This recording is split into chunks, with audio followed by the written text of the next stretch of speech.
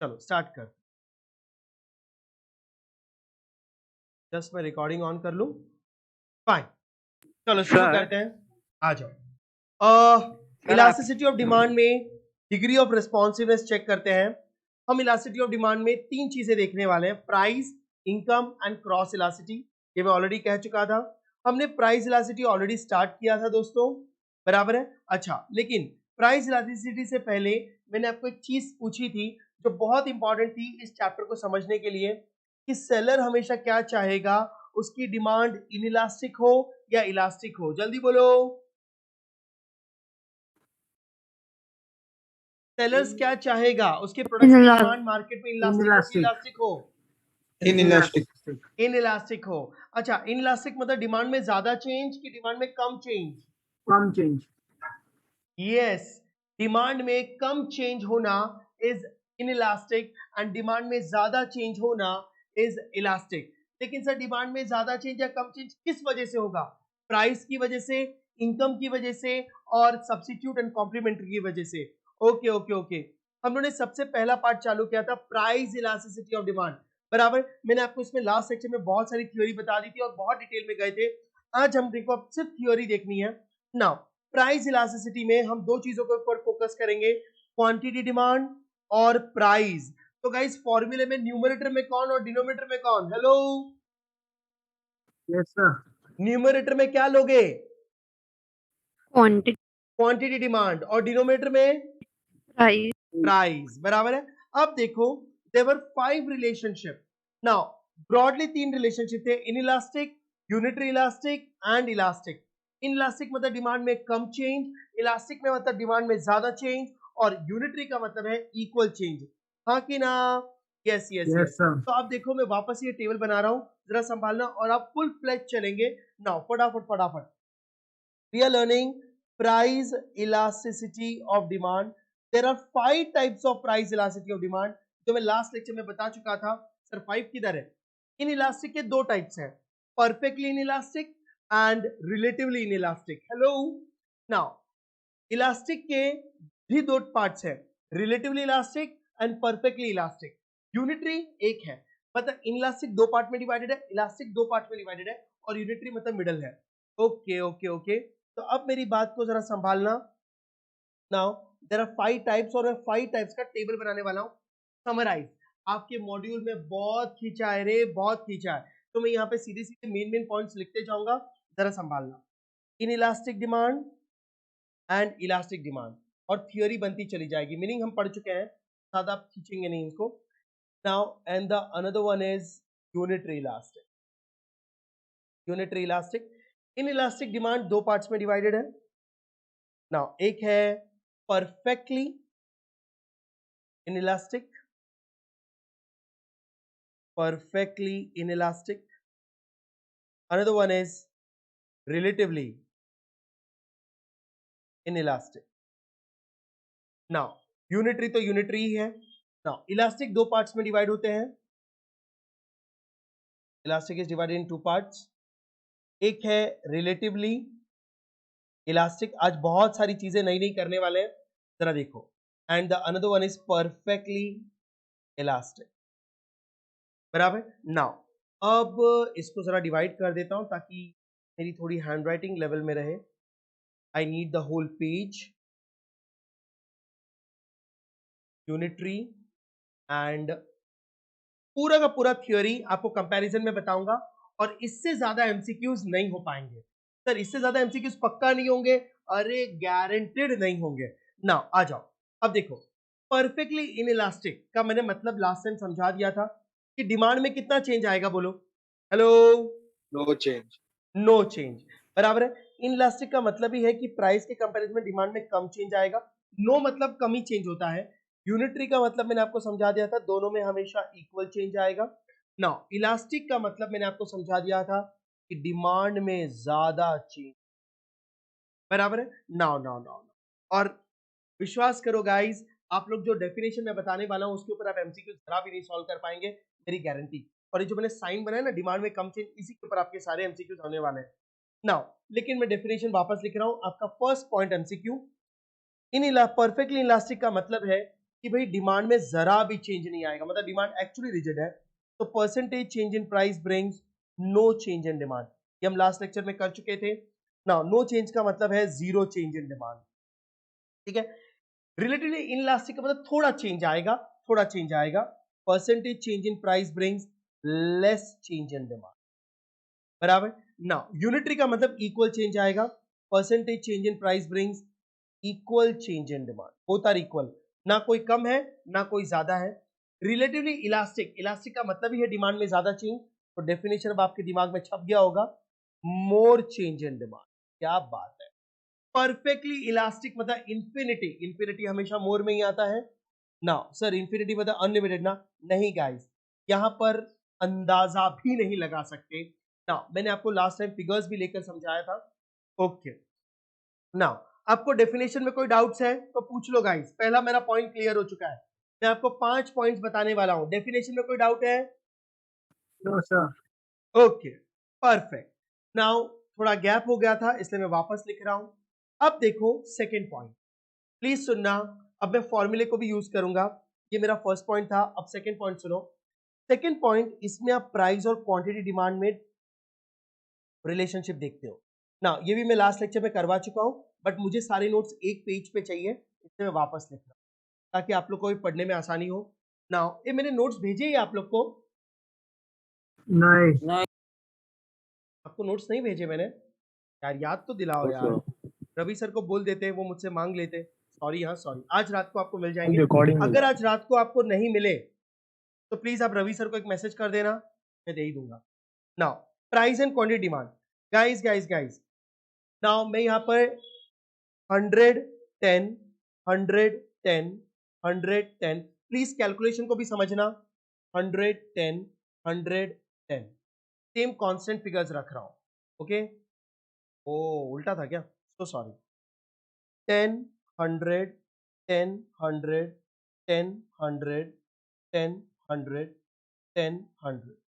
Sir आप वापस ये सारे फिगर्स क्यों लिख रहे हो? मुझे पता है, क्योंकि गाइस इसका रीजन ये है क्योंकि मैं अगर ये नहीं लिखा तो आपको आगे की थ्योरी याद नहीं रहेगी अगर आपको लिंकअप नहीं मिला तो।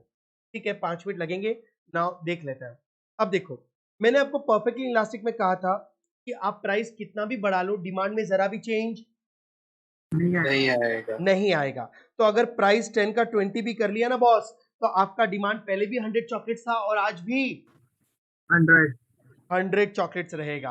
अरे बराबर, मतलब कहने से आप अगर आप सेलर हैं, आप अपने प्राइस को डबल कर रहे हैं, 3 गुना कर रहे हैं, प्राइस बढ़ाते ही जा रहे हैं, लेकिन कस्टमर है कि आपका डिमांड छोड़ने को ही तैयार नहीं है। हेलो, यस मालूम है ऐसा कब हो सकता है? जब मोनोपोली कस्टमर के पास चॉइस है कि कस्टमर के पास चॉइस नहीं है? नहीं है। मतलब कंपटीशन है मार्केट में, कंपटीशन नहीं है। नहीं है। हाँ, तो देखो मैंने आपसे कहा था यहां पर जीरो चेंज है, बराबर है, लेकिन यहां पर चेंज होते ही जा रहा है। तो percentage change in price brings no change in demand. Hello, yes sir. समझा था? अच्छा, अब मुझे एक चीज बताओ, मुझे एक चीज बताओ, सुनना सुनना सुनना। थर्ड पॉइंट जो हम लोगों ने लास्ट लेक्चर में डिस्कस नहीं किया था, मुझे बताओ जब मैं ये फॉर्मूला यूज करूं गाइस, न्यूमरेटर में क्या आएगा?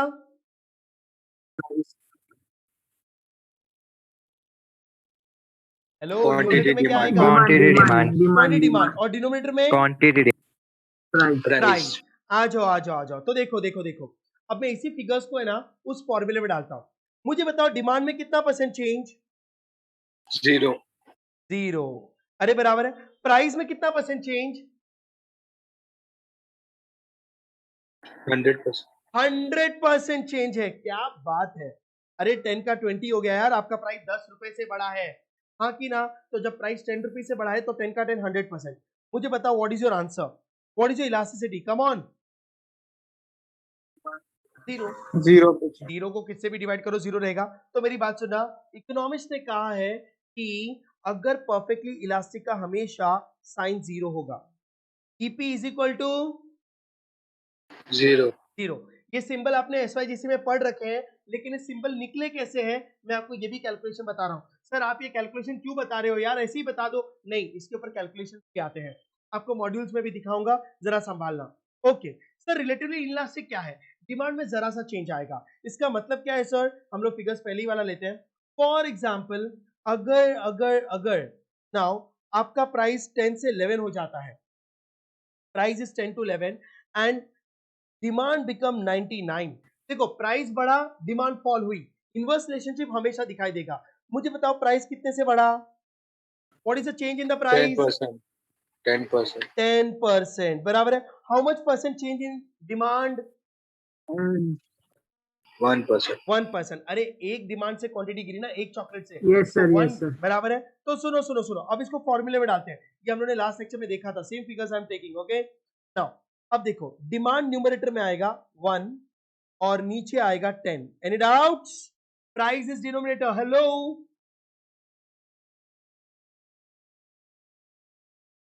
Yes sir. यस। तो आपका आंसर क्या आएगा? कोई मुझे बताएगा? 0.1। 0.1। Hello, Yes. Yes sir. Okay.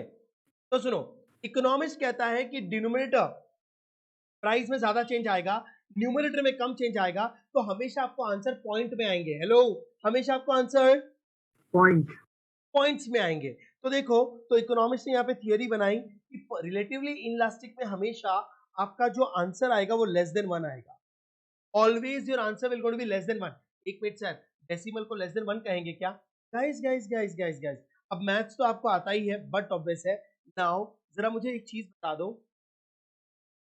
Now जरा ध्यान दो, मुझे एक चीज बताओ, जीरो, हेलो, जीरो से ज्यादा और 1 के बीच में क्या फिगर्स हो सकते हैं? 0.1, 0.1, 0.1, 0.2. 0.10, 0.20, 0.30, 0.99 भी हो सकता है, हाँ कि ना? यस। तो ये सब 0.99 तक लेस देन 1 ही रहेंगे, लेकिन मोर देन 0 रहेंगे। Am I correct? Yes. Yes, बराबर। तो आपको जब भी डेसिबल में आंसर्स आएंगे वो हमेशा रिलेटिवली इनइलास्टिक डिमांड होगी। बराबर, okay okay okay. Now now now, अब सर यूनिटरी इलास्टिक क्या है? दोनों में equal change. Sir what is this दोनों में इक्वल चेंज? तो सुनो, नाउ प्राइस में, प्राइस बिकम 11, प्राइस बढ़ गई 11 रुपीज, बराबर है, और डिमांड कम हो गई 90 से, बराबर। तो मुझे बता प्राइस में कितना चेंज आया? 1 रुपी। 10%. बट 1 रुपी 10 रुपीज का कितना परसेंट होता है? 10. 10%। ये डिमांड में कितना चेंज आया? 10 चॉकलेट। 10। 10 चॉकलेट से डिमांड फॉल हो गई, लेकिन 10 चॉकलेट 100 का कितना परसेंट है? 10%. 10%। ये दोनों में इक्वल चेंज आया, तो यस डिमांड सर। में भी 10% का चेंज और प्राइस में भी 10% का change. A what is your answer? 1। 1. 1। इसका मतलब इकोनॉमिक्स ने थ्योरी बना दी कि यूनिटरी इलास्टिक में हमेशा price elasticity will always be equal to 1। Hello, yes sir. बराबर, okay okay okay okay. Relatively elastic demand में ज्यादा चेंज होगा, डिमांड में ज्यादा चेंज होगा। जरा देखते हैं ना, प्राइस अगर 20 हो जाए, 11 ही पकड़ ना, प्राइस अगर 11 हो जाए तो प्राइस बढ़ गई, तो डिमांड क्या होगा? Come. फॉल। फॉल होगा, डिमांड होगा फॉल, बराबर है। मान लो कि डिमांड 80 हो गया, मान लो कि डिमांड 80 हो गया, तो can you tell me price में कितना परसेंट का चेंज आया? 10। 10. 10%। ये तो डिमांड में कितने परसेंट का 20। चेंज आया? 20। 20. 20%। मतलब डिमांड में ज्यादा चेंज है। Yes yes yes. तो numerator is demand 20%, denominator is 10%। How much is your answer? 2. 2। 2। ए इसका मतलब यहाँ पर एक थ्योरी बन गई कि हमेशा रिलेटिवली इलास्टिक में your answer will be greater than 1। Hello, अब वो 2 हो जाए, 3 हो जाए, 5 हो जाए, 10 हो जाए, 50 हो जाए, लेकिन 1 के ऊपर ही आएगा। हेलो,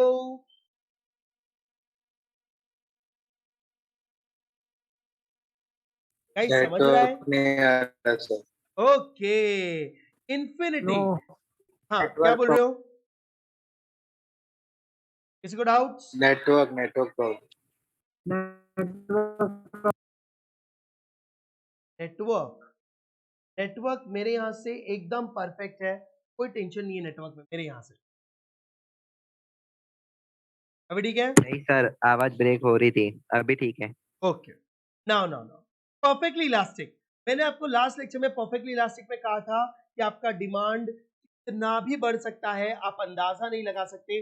अ स्लाइट चेंज, मैंने 9.5 पकड़ा था, आपका डिमांड 200 हो सकता है, 300 हो सकता है, 400 हो सकता है, भगवान जाने कहाँ रुकेगा, भगवान जाने कहाँ रुकेगा।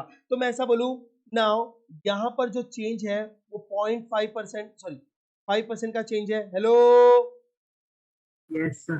लेकिन डिमांड में कितने परसेंट का चेंज है? इन्फिनिटी। अरे जब नंबर ही नहीं पता तो इन्फिनिटी लिखोगे ना। Yes, sir. तो डिमांड में इन्फिनिटी का चेंज और नीचे 5% का change, what going to be answer? Infinity. हाँ, तो आपकी Infinity. थ्योरी बन गई थी EP is equal to infinity. Any doubts? No, sir. Okay okay okay sir, एक मिनट, क्या आप हमको आज इस थ्योरी में समझाना क्या चाहते हो? कुछ नहीं, मैं एक ही चीज को अलग अलग एंगल से समझा रहा हूं। पहले मैंने आपको डेफिनेशन से समझाया, अब फिर मैंने आपको फिगर से समझाया, और फिर मैंने आपको फॉर्मूले से इक्वेशन निकालना सिखाया। Any doubts? No. Okay, No. Now now now यहां पर आपकी इलास्टिसिटी लॉजिकली खत्म हो जाती है, लेकिन अब इसको एक और तरीके से सीखना पड़ेगा। सर कितने तरीके से सिखाओगे? From a different different angles. Now listen listen listen, आराम से सुनो। अब अपने को इसका डायग्राम्स देखना है। We have to see diagrams. जरा संभालना, आपको कभी कभी एग्जाम में डायग्राम्स भी आएंगे, बराबर? मतलब कभी कभी डेफिनेशन पूछते हैं, कभी कभी सिंबल्स पूछते हैं, कभी कभी परसेंटेज का कैलकुलेशन पूछते हैं, कभी कभी डायग्राम्स पूछते हैं। अगर हम इसी को डायग्राम में प्लॉट करें, अब ये सब चीजें आपने एसवाईजीसी में पढ़ी हैं, तो मैं आपको डायग्राम सीधे सीधे बना के बता दूंगा। डायग्राम बनते कैसे हैं वो मैंने आपको फिगर्स नहीं लेने वाला। Now understand, please listen. Y axis, X axis, Y axis, X axis. Y पे you are taking price, X पे you are taking Quantity. Quantity demand, बराबर है। Now price and quantity demand, price and quantity demand, बराबर। Now economist कहते हैं demand में जरा भी चेंज नहीं आया, डिमांड में जरा भी चेंज नहीं आया। ये तो मुझे एक चीज बताओ गाइस, इस पे आने से पहले, दुनिया में इकोनॉमिक्स में किसी भी चीज को अगर इनवर्स रिलेशनशिप हो तो कैसा होता है? Downward. डाउनवर्ड। इकोनॉमिक्स में अगर दो फैक्टर्स के बीच में अगर डायरेक्ट रिलेशनशिप हो तो कर्व कैसा होता है? Upward. अपवर्ड, बराबर है। और दो वेरिएबल फैक्टर्स में अगर नो रिलेशनशिप हो तो कर्व कैसा Straight होता है? Straight. Straight line, straight line. मुझे आप एक चीज बताओ, परफेक्टली इनइलास्टिक में ये फिगर्स देख के बताओ, नाउ इन दोनों के बीच में कौन सा रिलेशनशिप? आराम से। No relation. No relationship. No relationship, तो कर्व कैसा होगा रे? Straight. Straight line. और आप लोगों ने इकोनॉमिक्स में 12th स्टैंडर्ड में भी पढ़ा है, now the demand curve is a vertical straight line parallel to y axis. Hello, Yes, sir. बराबर। Horizontal. नाउ सर ऐसा क्यों? क्योंकि गाइस डिमांड मेरी 100 है, बराबर है, और डिमांड 100 का 100 ही रहेगा, चाहे प्राइस कितना भी बढ़े, 10 हो जाए, 20 हो जाए, 30 हो जाए, 40 हो जाए, प्राइस कितना भी बढ़ता जाए, my demand will remain Constant. Constant. A guys, जो आपने कांस्टेंट बोला ना, मेरा ये नेक्स्ट टॉपिक होता, बट आपने कह दिया, तो कहने से इन perfectly inelastic demand, in perfectly inelastic demand, demand is always, demand Constant. Remains Constant. Constant. क्या बात है, क्या बात है, क्या बात है। अच्छा अच्छा अच्छा, अब मुझे एक चीज बताओ, रिलेटिव इलास्टिक में ये फिगर्स देखो, ये फिगर्स देखो, दोनों में कौन सा रिलेशनशिप है? दोनों में कौन सा रिलेशनशिप है? Inverse. इनवर्स। ये तो कर्व कैसा होगा? Downward. डाउनवर्ड। तो देखो यहां पर डाउनवर्ड कर्व होगा, this will going to be my downward sloping curve. लेकिन मालूम है इस कर्व को क्या कहते हैं? Steeper. This curve is called Steep. Steeper. Sir इसको क्या कहते हैं? Vertical straight line. तो क्या कहते हैं? वर्टिकल स्ट्रेट लाइन, बराबर, वर्टिकल स्ट्रेट लाइन। नाउ ये स्टीप है। Now you know people, what do you mean bye steep? Steep का मतलब ढलान बहुत ज्यादा है, घसरगुंडी, ऊपर से नीचे जूम करके जाओगे, hello, non stop rocket speed में, हाँ कि ना? हाँ. Yes. यस, बराबर। ओके, यूनिटरी इलास्टिक में बताओ कौन सा रिलेशनशिप है? अरे ये Inverse. फिगर्स देखो, प्राइस बढ़ रही है 10 से 11, डिमांड कम हो रही है 100 से 90, price is increasing, demand is falling, price is increasing. Inverse. Inverse. तो Inverse. कर्व कैसा होगा? Downward. Downward sloping. Downward sloping. लेकिन लेकिन लेकिन इकोनॉमिस्ट कहता है दोनों में इक्वल चेंज है, लिए एग्जैक्टली है ना प्रॉपर स्लोप दिखेगा, ना ज्यादा स्टीप ना ज्यादा फ्लैटर, ना ज्यादा स्टीप ना ज्यादा फ्लैट। इसे कहते हैं रेक्टेंगुलर Rectangular हाइपरबोला। काय बोला? गुड़ बोला, हाइपरबोला। Hello, rectangular hyperbola. ए guys, can you tell me why this state, इस कर्व को रेक्टेंगुलर हाइपरबोला क्यों बोलते हैं? अरे बोलो बोलो कोई, अरे बता दो यार। रॉन्ग तो रॉन्ग, क्या फर्क पड़ता है, किसी को नहीं आता। मेरे को आता है। सर ये एक्स और वाई से इक्वल डिस्टेंस पे है। यस, अब देखो इकोनॉमिस्ट ने क्या कहा है, मैं आपको रेक्टेंगुलर हाइपरबोला, ये ना इकोनॉमिस्ट ने ना, इकोनॉमिस्ट को काम धंधा होता नहीं है, ये हर छोटी छोटी चीज को इलैबोरेट करते और थियोरी बना देते हैं, बराबर है। अब देखो उन्होंने क्या कहा है, रेक्टेंगुलर हाइपरबोला का क्या मतलब होता है, why they use the word rectangular hyperbola. वो कहते हैं कि ये कर्व इस तरीके से फिट होता है कि आप प्राइस और डिमांड का कोई भी कॉम्बिनेशन बनाओगे ना, आपको परफेक्टली रेक्टेंगुलर शेप मिलेगा। अच्छा, हाँ ये देखो परफेक्टली रेक्टेंगुलर शेप। आपको मेरी स्क्रीन पे नहीं दिखेगा क्योंकि मैं बुक्स में नहीं लिख रहा हूं। मतलब आप कहीं से भी कर्व बनाओगे ना, you will going to get perfectly rectangular shape. Hello, yes sir. बराबर। तो उन्होंने नाम दे दिया है रेक्टेंगुलर हाइपरबोला। कुछ नहीं, फालतू लोग हैं, बराबर।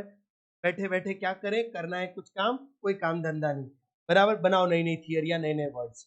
Now okay, now it's that's why it's called rectangular hyperbola.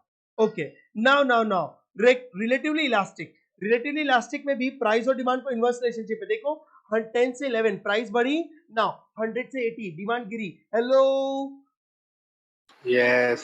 ये तो डिमांड कर्व कैसा होगा, डिमांड कर्व कैसा होगा, Downward slope. Downward sloping. लेकिन क्योंकि डिमांड में ज्यादा फॉल है, तो इकोनॉमिस्ट कहता है ये ना स्टीप होगा ना रेक्टेंगुलर हाइपरबोला होगा, ये फ्लैटर होगा डाउनवर्ड स्लोपिंग ही, होगा डाउनवर्ड स्लोपिंग ही, लेकिन it will gonna be a flatter curve.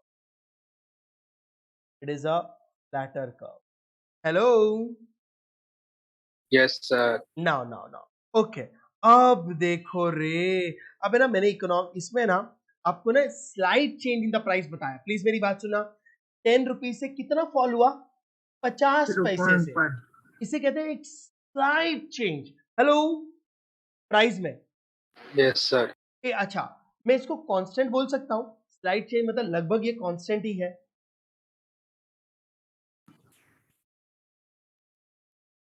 Yes sir. Yes, हाँ. तो अब मेरी बात सुनो, यहां पर ना प्राइस को एक बार कांस्टेंट मान लो। अगर प्राइस कांस्टेंट है और डिमांड बढ़ती जा रही है, कितनी बढ़ेगी पता नहीं, प्राइस कांस्टेंट है और डिमांड बढ़ती जा रही है, बता दोनों के बीच में कौन सा रिलेशनशिप है? No relationship. No relationship. दो में से जब एक फैक्टर कांस्टेंट रह जाए ना, तो उसे नो रिलेशनशिप कहते हैं। ये नो रिलेशनशिप होगा तो कर्व कैसा बनेगा?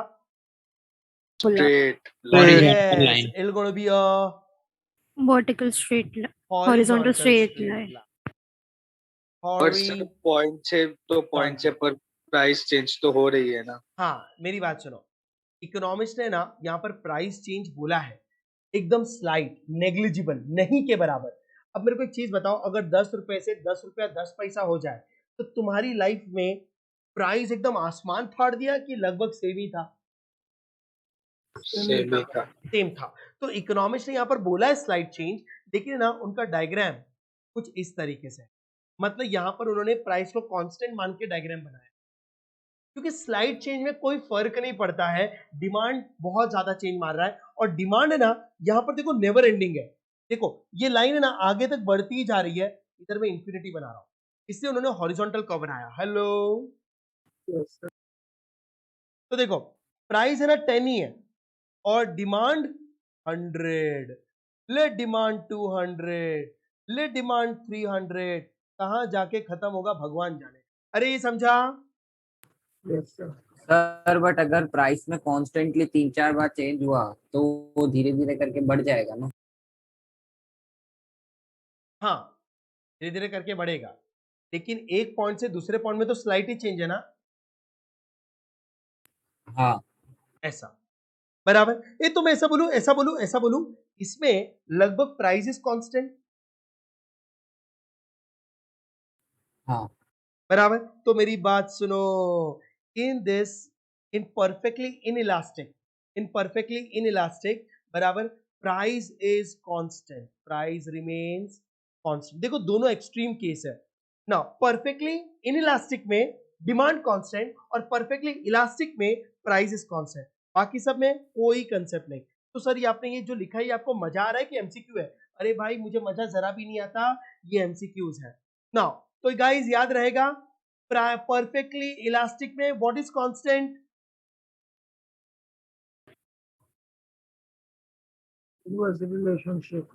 Price constant. और परफेक्टली इनइलास्टिक डिमांड में what is constant?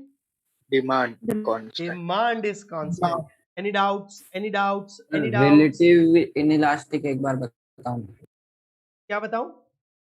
Relative inelastic. Relative inelastic, relative inelastic का मतलब, इनइलास्टिक मतलब डिमांड में कम चेंज की ज्यादा चेंज। कम। हाँ तो बस वही तो है relative inelastic, less change in demand. अरे ऑल ऑफ, सर ये प्रैक्टिकली पॉसिबल नहीं है ना, एजम्पशंस है ना नहीं सब। मैं बताता हूं, लाइफ में perfectly inelastic is not practically possible. In fact perfectly elastic भी पॉसिबल नहीं है। एक्चुअली लाइफ में ये तीन ही इलास्टिसिटीज पॉसिबल है रिलेटिवली, क्योंकि गाइस डिमांड कभी चेंज नहीं होगी ना, ऐसा कभी नहीं हो सकता। Hello Yes, sir. यार, मेरे को एक चीज बताओ, परफेक्टली इलास्टिक में सेलर अपनी मनमानी कर रहा है, 10 रुपए की चीज को 200 रुपए में बेचेगा, तो क्या तुम्हारी डिमांड फॉल नहीं होगी? क्या आप कभी रिएक्ट नहीं करोगे? Yes sir.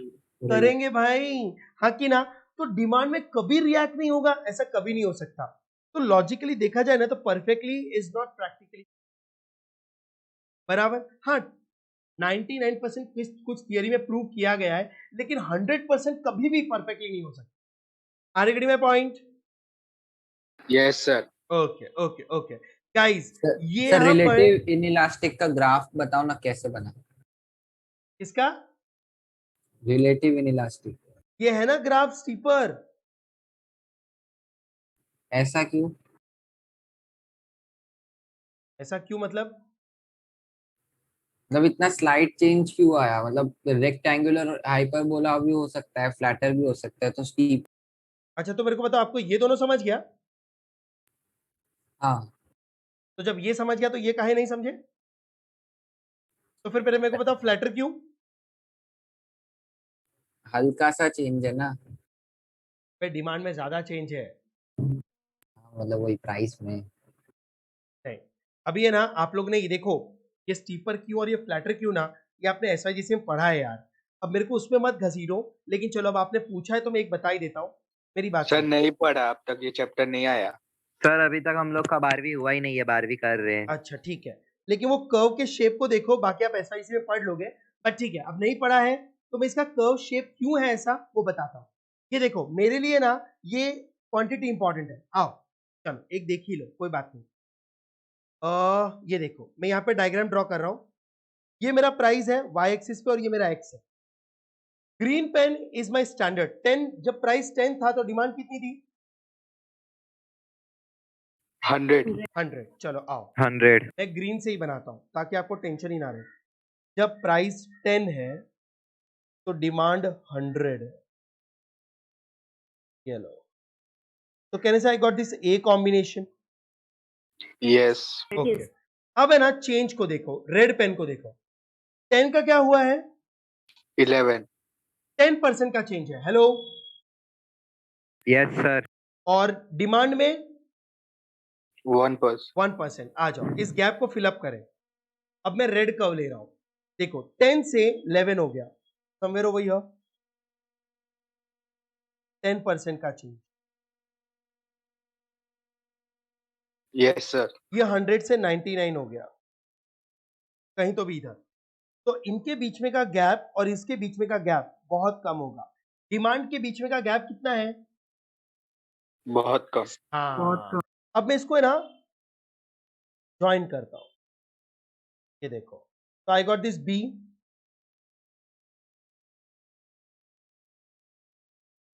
Yes sir. अब इसको अगर आप ज्वाइन करेंगे तो देखो आपको बहुत ढलान मिलेगी, स्टीप। Yes, sir. हाँ, sir. क्यों मालूम है? क्योंकि प्राइस में बहुत चेंज है, देखो कितना गैप है, और डिमांड में देखो कितना सा गैप है, तो ऑटोमेटिकली कर्व स्टीप बन जाता है। तो थियरी में कंफर्म्ड हो गया कि स्टीपर है, बराबर। सिमिलरली फ्लैटर क्यों है? क्योंकि वहां पे डिमांड में ज्यादा गैप आएगा और प्राइस में कम गैप आएगा, तो आपको एक फ्लैट कर्व मिलता है। Are you getting my point? Yes, sir. चल ठीक है, मैं इसको रब कर दूं। Fine, any doubt still here? No, sir. No. Okay, अब देखो मैंने आपको कितने पॉइंट सिखा दिए। नाउ अब आगे चलते हैं। तो price remain constant, demand remain constant, यहां तक तो ठीक है। अब मेरी बात सुनना, ये कर्व्स के बेसिस पे एक और पॉइंट, जो कितनी छोटी छोटी चीजें हैं। नाउ मुझे बताओ, ये पांचों में से कौन सा डायग्राम शॉर्ट पीरियड इंडिकेट करता है और कौन सा डायग्राम लॉन्ग पीरियड इंडिकेट करता है? शॉर्ट पीरियड, लॉन्ग पीरियड, लंबा टाइम, लंबा समय और छोटा समय।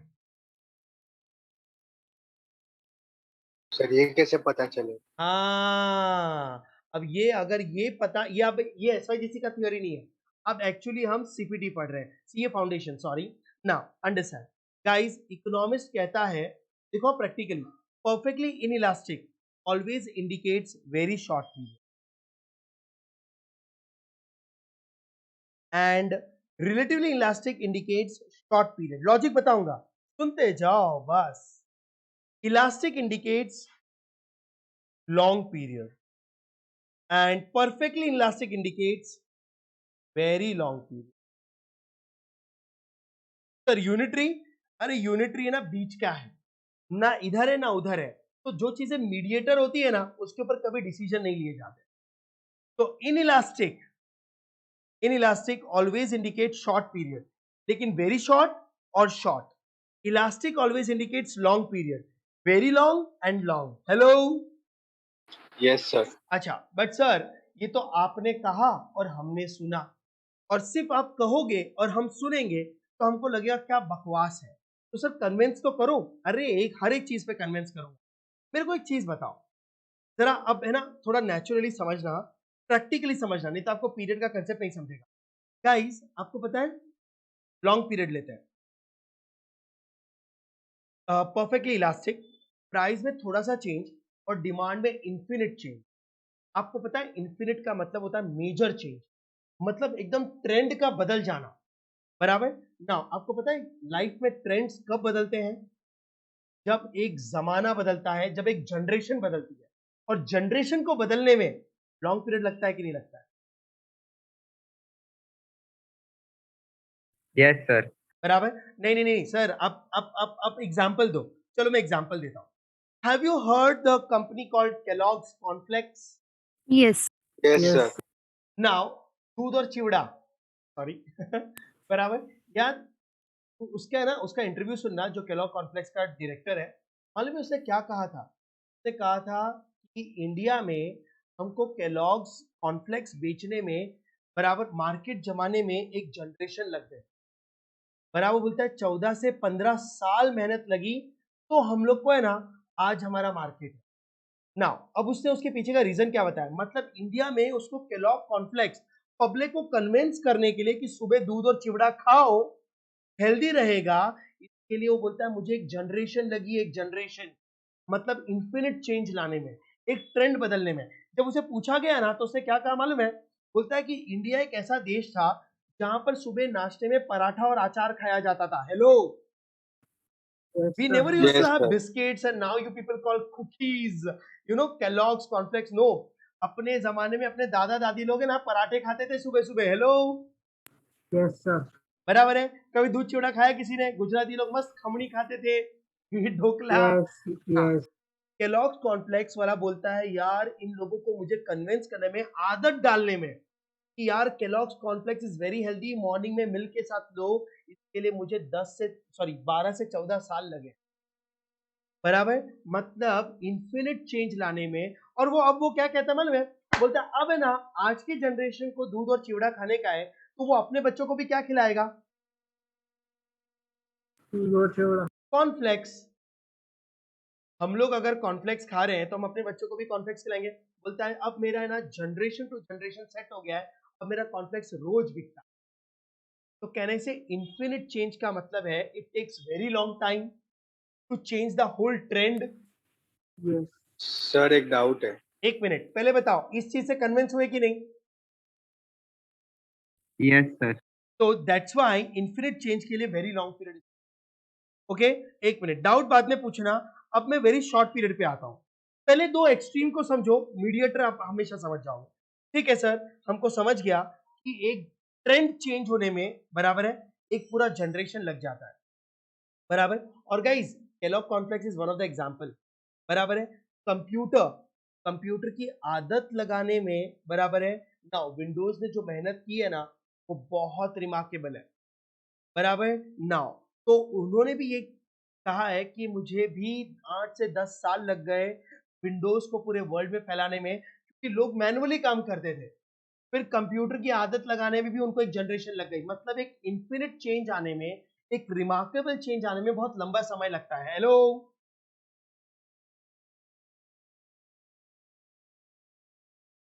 Yes. Okay, yes sir. तो very long period. Now sir what is very short period, बताता हूं। मुझे एक चीज बताओ, थोड़ा प्रैक्टिकली सोचना। मान लो कि आप कस्टमर है, प्लीज सुनना, और मैं सेलर हूं। मैं प्राइस को डबल करता हूं और आपकी डिमांड सेम रहेगी, आप जरा भी रिएक्ट नहीं करोगे, ऐसा पॉसिबल है? No. नहीं, नो नो नो। और इधर उन्होंने लिखा है कि तुम प्राइस कितना भी बढ़ाओ तुम्हारी डिमांड सेम रहेगी। इसका मतलब this period is too short. मतलब आपने कस्टमर को रिएक्ट करने का, डिमांड को कम करने का टाइम ही नहीं दिया। हेलो,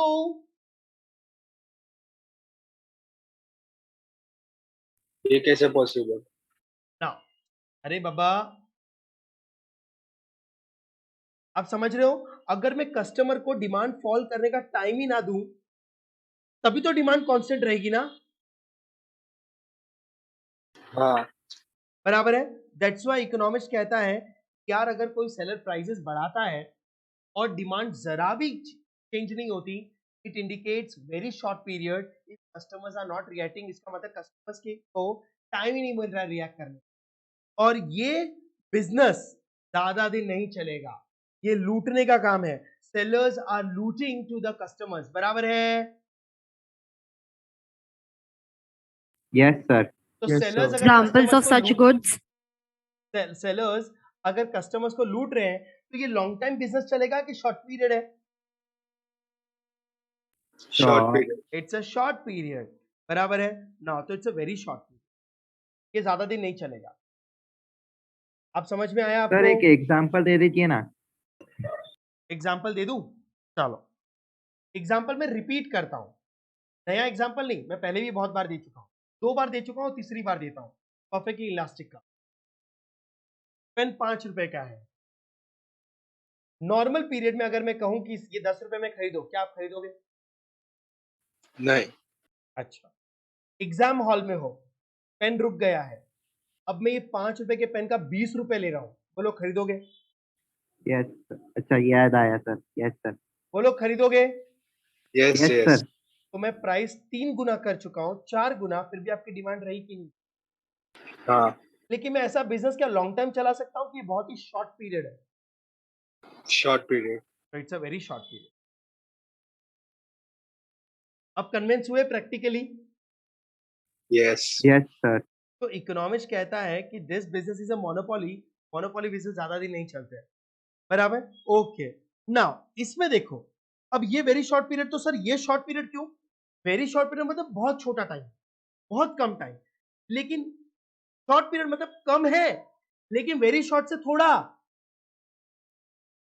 ज्यादा। ज्यादा है। तो इसमें ना कस्टमर को थोड़ा स्पेस मिल रहा है रिएक्ट करने को, इससे डिमांड में थोड़ा चेंज आ रहा है, लेस चेंज है लेकिन चेंज तो है। Yes sir. Yes sir. That's why it's called short period. अरे समझा? हाँ सर, समझा। ठीक है, तो उसका ऑपोजिट आप लॉन्ग पीरियड आप समझ गए होंगे। तो inelastic indicate short period, elastic indicates long period, but उसका bifurcation only long and very long, only short and very short, ये परफेक्टली और रिलेटिव में डिवाइड हो जाता है। आप कन्विंस हो रहे हैं ना गाइस? इकोनॉमिक्स में आपका कन्विंस होना ज्यादा जरूरी है। मैं आपको पढ़ा नहीं रहा हूं, मैं आपको कन्विंस कर रहा हूं। इकोनॉमिक्स, पूरे इकोनॉमिक्स आपका थ्योरी ऐसा है ना कि आपको प्रैक्टिकली लाइफ में आप कनेक्ट कर सकते हो, of course with some assumptions, क्योंकि लॉ में बहुत सारे अजम्पशंस है जो आपको रियलिस्टिकली कन्विंस 10% नहीं करने देंगे, लेकिन 90% आप कन्विंस हो जाएंगे। Now any doubts in sir very एक short period? Long short period period का जल्दी बोलो। एग्जांपल दो ना। सर एक लॉन्ग पीरियड का कोई एग्जांपल दो। लॉन्ग पीरियड का अभी तो एग्जांपल दिया यार, केलॉग्स वगैरह। वेरी लॉन्ग नहीं, लॉन्ग। अरे अब लॉन्ग पीरियड में आप लोग बहुत सारी चीजें देख सकते हो। हिंदुस्तान यूनिलीवर का कंसेप्ट देख लो। लॉन्ग पीरियड तो हम लोग जो जी रहे हैं वो लॉन्ग पीरियड ही है ना।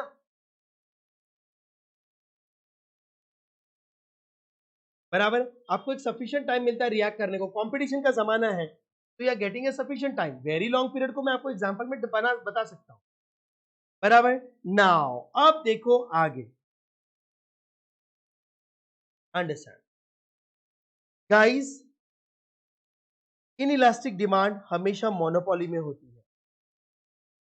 बराबर, now perfectly elastic no practical significance. बराबर, आपको ऐसा कहीं देखने को नहीं मिलेगा, नेग्लिजिबल है।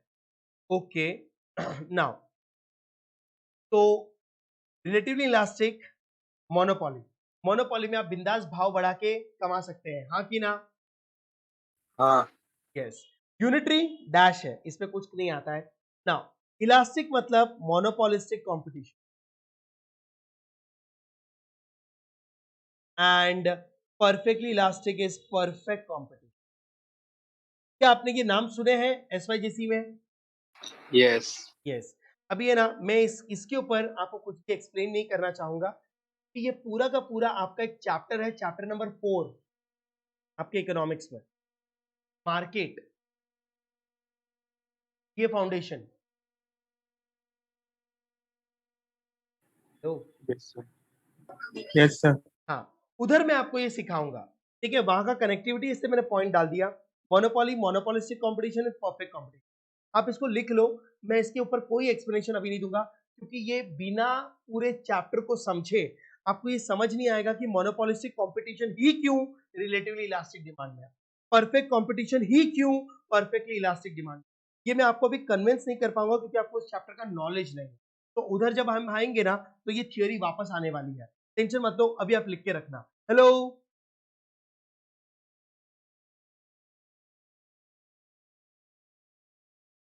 Guys, yes sir. ठीक है, लेकिन मैंने आपको ये कन्विंस कर दिया था कि कंपटीशन हमेशा इलास्टिक डिमांड में होती है, हाँ कि ना?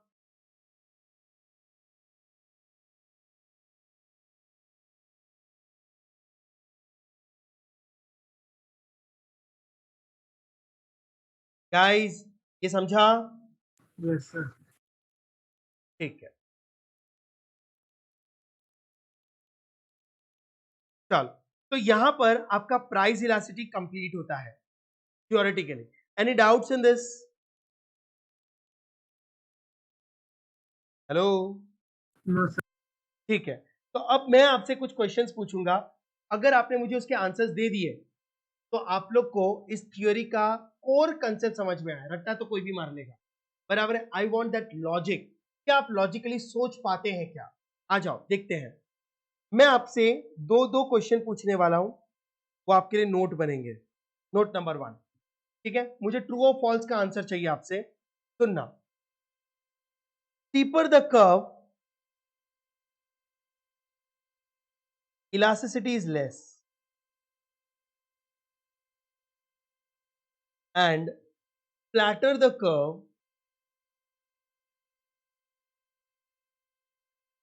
elasticity is more। ये स्टेटमेंट है, बताओ ये स्टेटमेंट ट्रू है कि फॉल्स है? True. True. Steeper the curve, elasticity is less, flatter the True. curve, elasticity is more। True. पक्का? ट्रू। पक्का। परफेक्ट आंसर है, this statement is true. Sir मतलब ये कि फ्लैटर कर्व मतलब इलास्टिसिटी इज हाई, मतलब डिमांड में ज्यादा change. Steeper the curve, elasticity is low, मतलब डिमांड में कम change. Hello Yes, sir. Okay okay, perfect answer, मजा आ गया। और यही आपका एमसीक्यू भी है ना। दूसरा क्वेश्चन, सीधे सीधे क्वेश्चन तो इंस्टीट्यूट ने कभी पूछना सोचा ही नहीं। अब देखो एक और क्वेश्चन, क्या गजब का क्वेश्चन आपके एग्जाम में आया हुआ है, मुझे बताना है इसका आंसर, ठीक है। पहले क्वेश्चन को देखो, थियोरी, ठीक है, ये थियोरी से ये सब निकले हैं। व्हेन, क्या था वो state, two demand curves intersect each other, ये शायद मैंने पूछा भी था स्टार्टिंग में। When two demand curves intersect each other, elasticity of both demand curves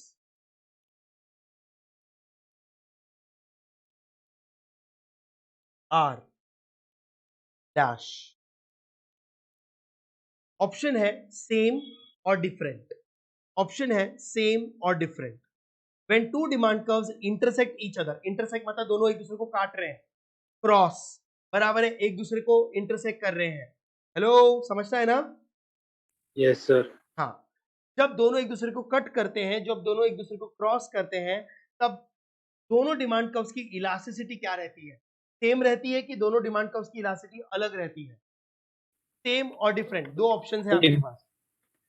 Different. Different. Different. Different. Are you sure? Yes. Yes, बराबर। When two demand curves intersect each other, the elasticity of both the demand curves are different, बराबर। अब मुझे एक चीज बताओ, अगर exam में ऐसे क्वेश्चन आए तो डेफिनेशन पढ़ के क्या ही कर लोगे? जो ये डेफिनेशन को रट्टा मार के जाएंगे, will they be able to solve such kind of questions? No. No, बराबर। स्टूडेंट्स को ये चैप्टर में, स्टूडेंट्स को लगता है कि चैप्टर आने का मतलब ये डेफिनेशन को रट्टा मारना, तो ये पूछते भी नहीं है वो लोग, बराबर। नाउ ये थर्ड सेकंड पॉइंट समझ में आया? अच्छा, नाउ सर, हम लोग को, कुछ लोग को नहीं समझा, मुझे भी पता है, तो सुनो सुनो सुनो। नाउ जिनको नहीं समझा, गाइस, मैंने कहा दो डिमांड कर्व एक दूसरे को इंटरसेक्ट कर रही है।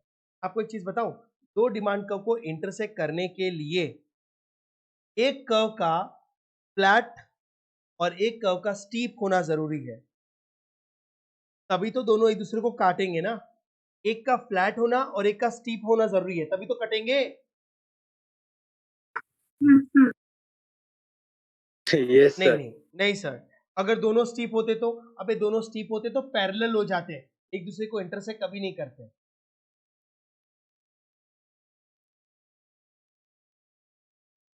Yes, हाँ sir. हाँ, तो एक स्टीप है और एक फ्लैटर है, तब एक दूसरे को काटा जाता है, तब पॉइंट ऑफ इंटरेस्ट। तो दोनों का फ्लैटर मतलब हाईली इलास्टिक, स्टीपर मतलब लो इलास्टिक, मतलब इलास्टिक अलग है। Any doubts? ठीक है, थर्ड पॉइंट बताना, थर्ड पॉइंट बताना। तो ना, इन इन इनइलास्टिक मार्केट, इन इनइलास्टिक मार्केट, सेलर, बायर की बात नहीं कर रहा हूं, सेलर की बात कर रहा हूं। Seller can increase revenue by dash. Option orally देता हूं क्योंकि मेरे को थ्योरी बनानी है। अगर आपके प्रोडक्ट का मार्केट इनइलास्टिक है, इनइलास्टिक, बराबर है, नाउ तो सेलर अपना सेल कैसे बढ़ा सकता है? प्राइस बढ़ा के कि प्राइस कम करके? बढ़ा के। प्राइस बढ़ाना पड़ेगा कि प्राइस कम करना पड़ेगा?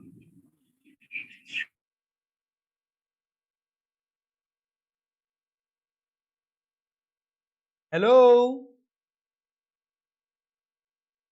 इन inelastic market seller can increase the revenue, उसको अपना रेवेन्यू बढ़ाने का है, तो बताओ क्या करना होगा? You have to increase the prices.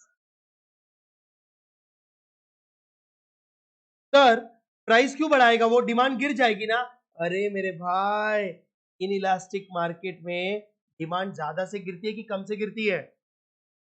कम से। कम से, और ऊपर से उसकी मोनोपोली है, तो बिंदास भाव बढ़ा के सेल बढ़ाएगा ना। तो यस सर। यस, तो इनलास्टिक मतलब दिमाग में रखो मोनोपोली, मोनोपोली में भाव बढ़ा के ही प्रॉफिट कमाएंगे। Okay sir. Fourth, in elastic market seller can increase the revenue by dash।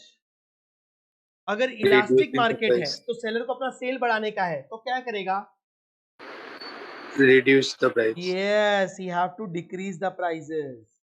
क्या बात कर रहे हो सर? ऑफ कोर्स भाई, उसको कंपटीशन है कि नहीं?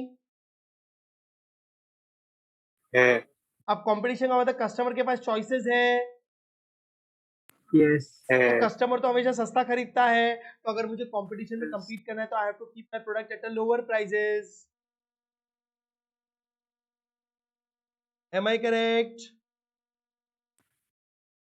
Hello, Yes, sir. बराबर। Now Yes. ये आपके एमसीक्यूज है, यहां पर आपका प्राइस इलास्टिसिटी कंप्लीट हो गया। Any doubts in this? जल्दी बोलो। No. हाँ, कोई डाउट पूछने वाला था और मैंने उसको रोक दिया था। Please friend ask me the doubt now.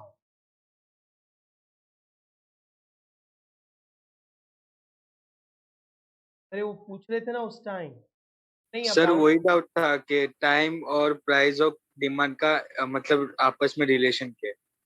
क्या? टाइम प्राइस और क्वांटिटी डिमांड का। Time, price and quantity demand, ये शॉर्ट पीरियड लॉन्ग पीरियड? हाँ सर। टाइम मतलब शॉर्ट, तो ये अभी सब तो लिख के दे दिया, अब इसमें और क्या एक्सप्लेन करूं तुमको? हाँ तो फिर नहीं है doubt. Okay okay okay. Now any doubt still here? हो गया, मैं आगे बढ़ूं? ठीक है, अब चलते हैं after price elasticity, income elasticity पे। क्या बात कर रहे हो सर? अरे नाउ अपने को 3 इलास्टिसिटीज पढ़नी है। Now we are getting into the second part, income elasticity of demand. पहले थ्योरी देखेंगे फिर कैलकुलेशंस देखेंगे। Income elasticity of demand. Guys पहले मुझे एक चीज बताओ, प्राइस में हमने किसको किसको कंपेयर किया? Price and quantity demand. Yes, अपना फॉर्मूला देखो, बराबर percentage change in quantity demand upon percentage change in price. मतलब हम लोगों ने दो फैक्टर को कंसीडर किया, price and quantity demand. Hello, तो सर यहां पर आप किसको कंपेयर करने वाले हो? बोलो बोलो जल्दी बोलो। Income and quantity. Income and demand को, इनकम एंड डिमांड को हम कंपेयर करने वाले हैं। तो in this theory we will going to learn कि डिमांड जब चेंज होती है तो इनकम की वजह से कैसे चेंज। ओके, तो सर यहाँ का डेफिनेशन क्या है? डेफिनेशन बड़ा सिंपल है, ई वाई। अब गाइस आई का है ना, जो सिंबल है वो वाई है। हाँ, नाउ उन्होंने लिखा है percentage change in demand, demand हमेशा न्यूमरेटर में होगा, अपॉन परसेंटेज चेंज इन, मतलब प्राइस लिखूं कि इनकम लिखूं? इनकम। यस, मतलब अब हम देखेंगे इनकम के साथ साथ डिमांड का रिस्पॉन्स क्या आता है, बराबर। मतलब सर, मतलब वही घिसा पीटा, डिमांड में ज्यादा चेंज कि डिमांड में कम चेंज? कम चेंज। एक मिनट सर, तो वो तो ऊपर पढ़ लिया ना, वो प्राइस के रिस्पॉन्स में था।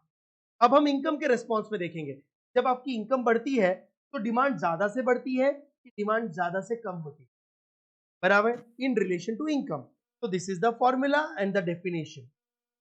ओके, अब देखो इनकम इलास्टिसिटी है ना, 3 पार्ट्स में डिवाइडेड है। आ जाओ आ जाओ आ जाओ, प्लीज देखो, ये सब अभी 10-10 15-15 मिनट में खत्म हो जाएंगे, क्योंकि अब आपको इलास्टिसिटी का लॉजिक समझ। There are 3 types of elasticities friend. क्या बात कर रहे हो? हाँ, सुनना। एक है negative income elasticity, negative income elasticity, आराम से सुनना और हर चीज का रीजन बताऊंगा क्यों। Now another one is zero income elasticity, आप खुद ही आंसर दे दोगे। Now zero income elasticity, now and the another one is positive income elasticity.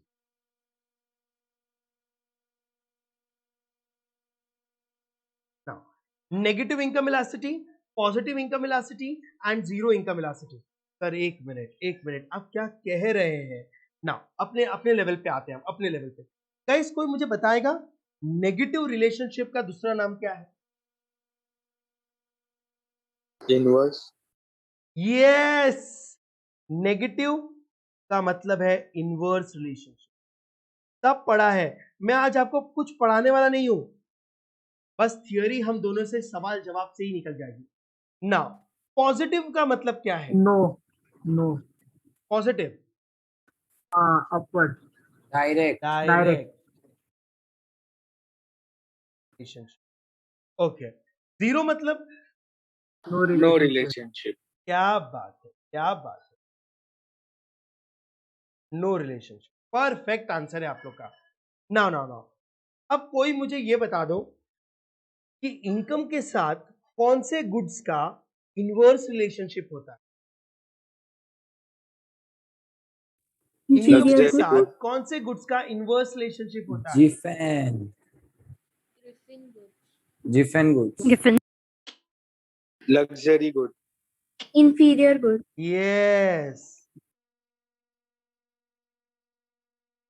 Inferior goods. तो इनकम का इंफीरियर गुड्स के साथ नेगेटिव इनकम इलास्टिसिटी है। हाँ जी, zero income elasticity. Necessity. Necessity. Necessity goods, unimportant goods. Logic बताऊंगा, पहले सुन लो।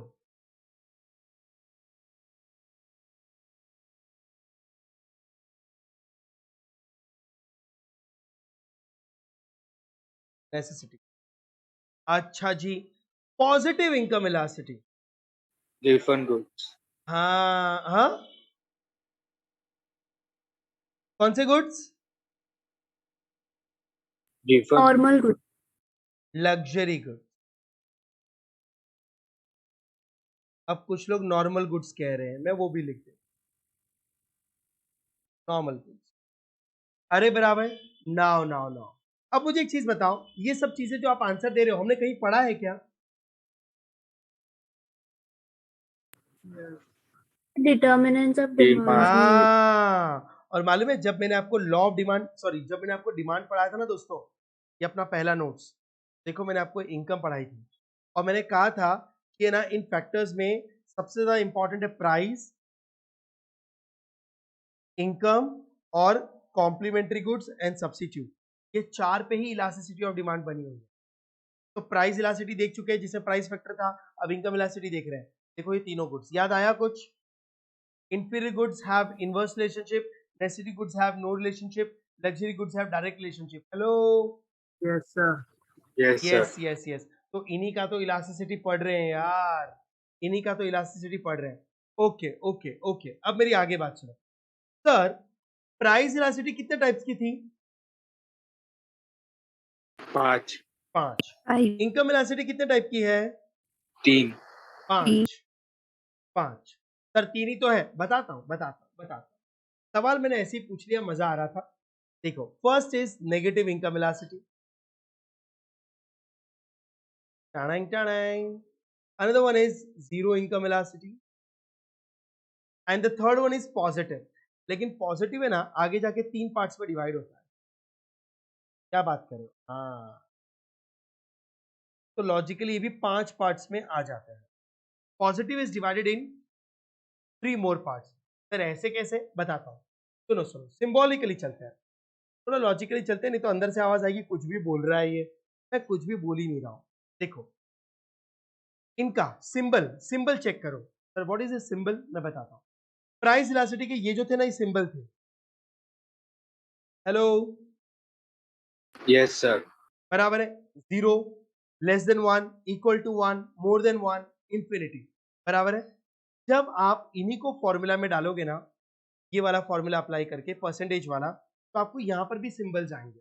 यहाँ पर सिंबल्स क्या आएंगे तो सुनो, इकोनॉमिक्स कहता है अगर इंफीरियर गुड्स के साथ इनवर्स रिलेशनशिप है इनकम का, तो यहाँ पर कोई भी नंबर आ सकता है, 1, 2, 3। नाउ जब आप कैलकुलेशन करोगे, लेकिन उसके आगे हमेशा नेगेटिव साइन आएगा, ऑलवेज नेगेटिव साइन। सर क्यों? इनवर्स है ना, तो negative.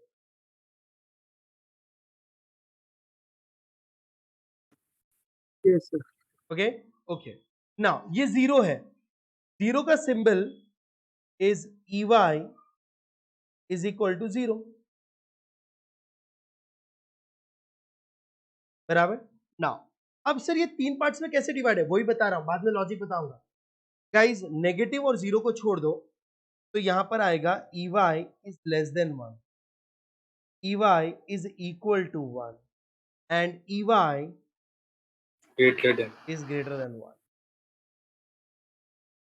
EY is less than 1, EY is equal to 1, EY is greater than 1. तो सर इसका पॉजिटिव का मतलब क्या हुआ गाइस? 0 से ज्यादा और 1 से कम, आंसर तो पॉजिटिव ही होता है ना। Yes. अगर मैं बोलूं 0.10 तो भले 1 से कम है पर 0 से ज्यादा है, but it's positive. Hello, Yes, sir. बराबर है। इक्वल टू 1, मोर देन 1 मतलब it can be 1.5, 2, 3, 4, 5, it's more than 1। तो तीनों पॉजिटिव में ही काउंट होंगे ना। Yes. Yes, sir. तो आप मुझे बताओ कितनी टाइप की इलास्टिसिटीज बनी? 5. 5. 5, बराबर है। अब सर इनका डेफिनेशन वही घिसे पीटे रूल है। मुझे एक चीज बताओ, 0 का मतलब डिमांड में कितना चेंज आता है? No change. No change. तो देखो अब मैं ना ऊपर से कंपेयर कर देता हूं, सुनो, देख लो सेम है। 0, ये देखो देखो इधर आओ, EP is equal to 0, EY is equal to 0, बराबर। Now EP is equal to less than 1 मतलब relatively inelastic, EY is equal to less than 1 मतलब relatively inelastic. Now EP is equal to 1 मतलब unitary elastic, EY is equal to 1 मतलब unitary elastic. Now EY is greater than 1 मतलब relatively elastic, EY is greater than 1 मतलब relatively elastic. Hello, same है ना कि अलग है? Same.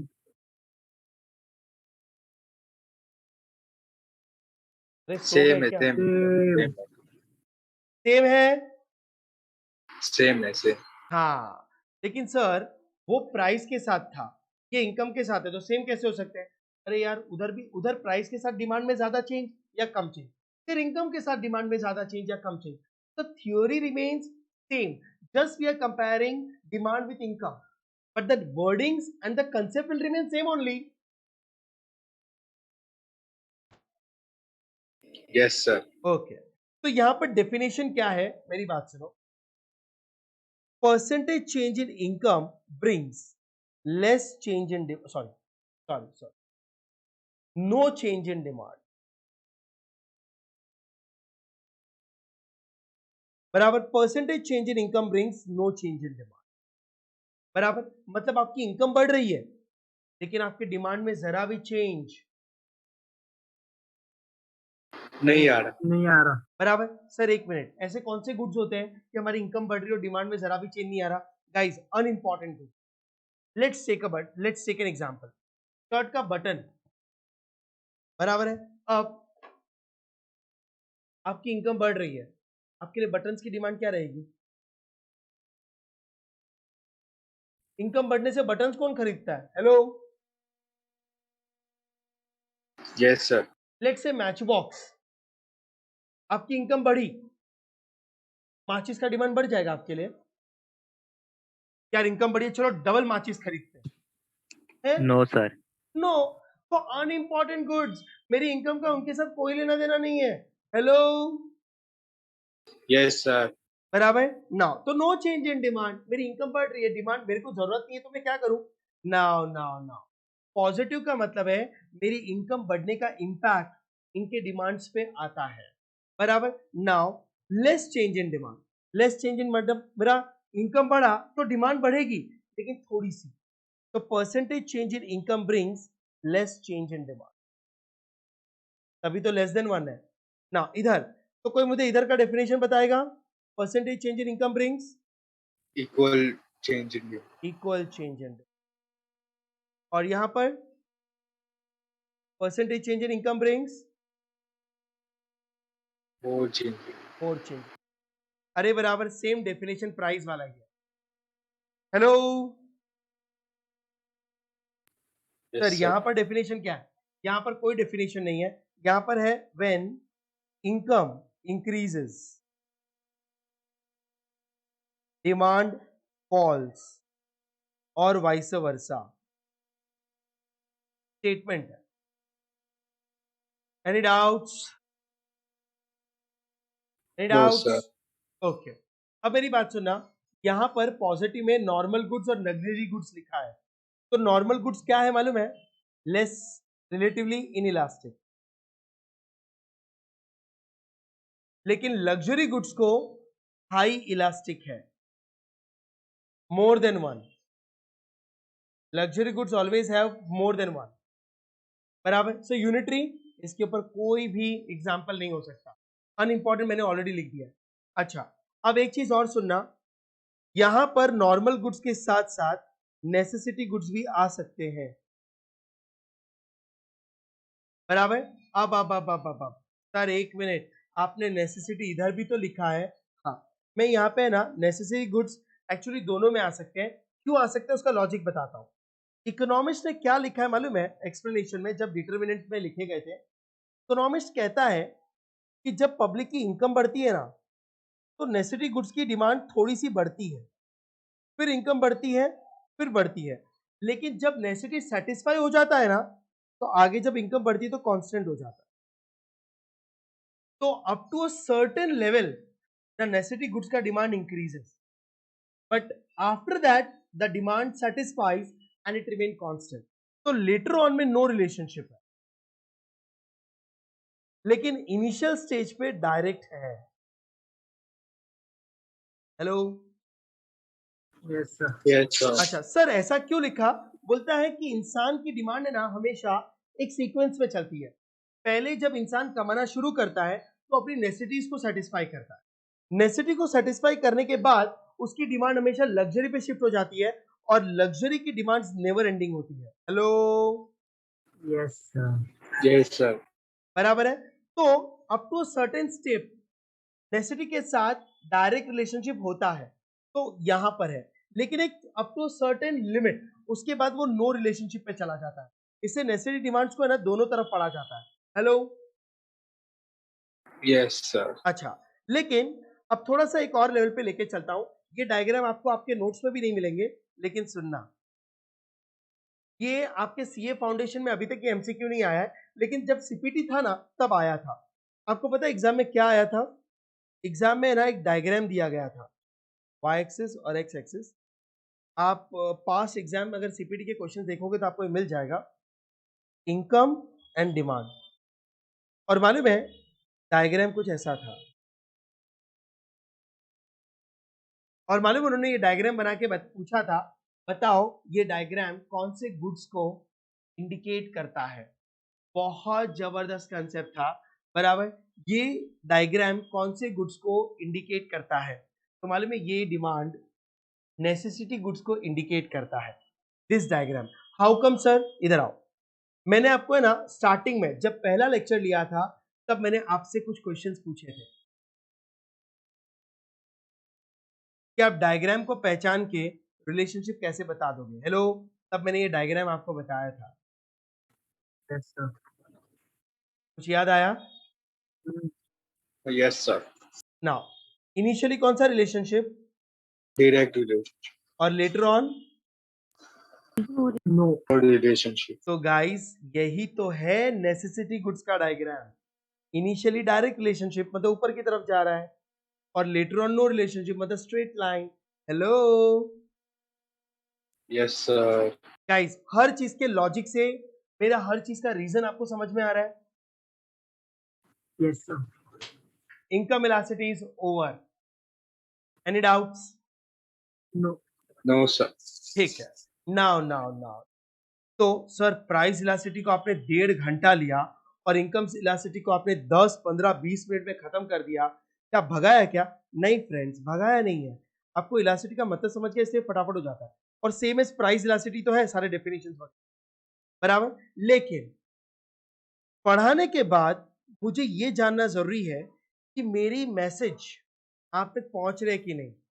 तो मैं चाहता हूं कि इसके डायग्राम्स आप मुझे बताओ, ड्रॉ मत करो, बताओ मुझे। बताओ अगर मैं इनकम और डिमांड का डायग्राम ड्रॉ करूं तो नेगेटिव इलास्टिसिटी में मेरा डायग्राम कैसा बनेगा? Downward slope. यस, क्या लॉजिक क्लियर है, वाह वाह वाह वाह, डाउनवर्ड स्लोप, परफेक्ट। अच्छा मुझे यहां बताओ, अगर मैं यहां डायग्राम बनाऊं जीरो इनकम इलास्टिसिटी में, बराबर, तो इनकम और डिमांड का डायग्राम कैसा बनेगा? Straight line, vertically straight. Yes, income and demand, it's a straight line. अरे प्राइस वाला ही कंसेप्ट है रे, वहां पे तो वर्टिकल था, यहाँ पे भी वर्टिकल है। अब इधर आओ, now if I draw diagram over here, y axis and x axis, income and demand, बताओ मेरा डिमांड कब अपवर्ड स्लोपिंग होगा कि डाउनवर्ड स्लोपिंग होगा? Upward slope. Are you sure कि अपवर्ड स्लोपिंग होगा? यस, कैसे? डायरेक्ट रिलेशनशिप है। यस, डायरेक्ट रिलेशनशिप है। तो अब बताओ, परफेक्ट आंसर है, लेकिन ये स्टीपर होगा कि फ्लैटर होगा? Steeper. It is going to be a steeper demand curve, steep। Sir अब इसका लॉजिक आप प्राइस से देख लो, मैंने पूरा का पूरा प्राइस से रिलेट किया। देखो लेस देन 1 है कि नहीं, तो इसका भी डायग्राम स्टीप है, लेकिन वहां पे प्राइस और डिमांड को इनवर्स था, इसे डाउनवर्ड स्लोपिंग स्टीप था। यहाँ पर इनकम और डिमांड को डायरेक्ट रिलेशनशिप है, इसलिए अपवर्ड स्टीप। ओके, सेम चल रहा है, अरे सेम ही चलता है यार।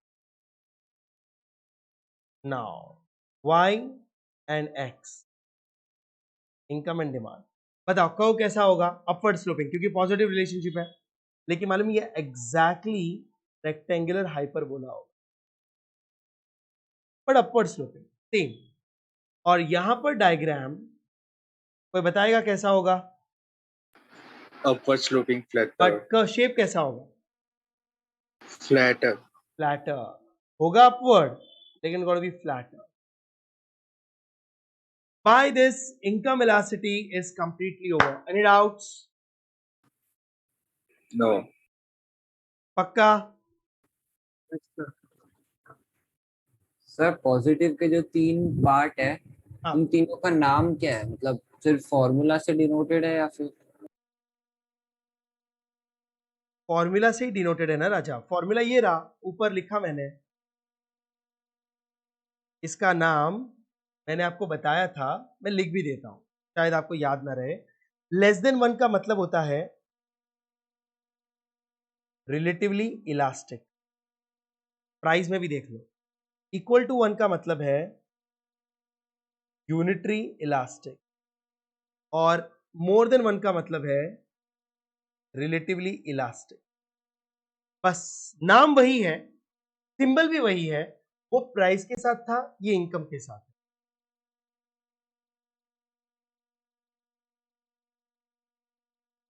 समझ गए? Yes, sir. Hello, yes sir. Okay. Now अब देखो, सर आपने इतना सब बताया, हमको जरा मॉड्यूल में भी कुछ बता दो। आ जाओ, मॉड्यूल में टिक मार्किंग करेंगे? Yes. आ जाओ, अपना मॉड्यूल ओपन करो फटाफट।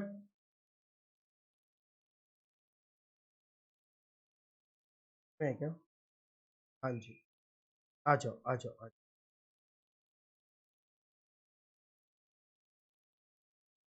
कहां तक टिक मार्किंग की थी हमने?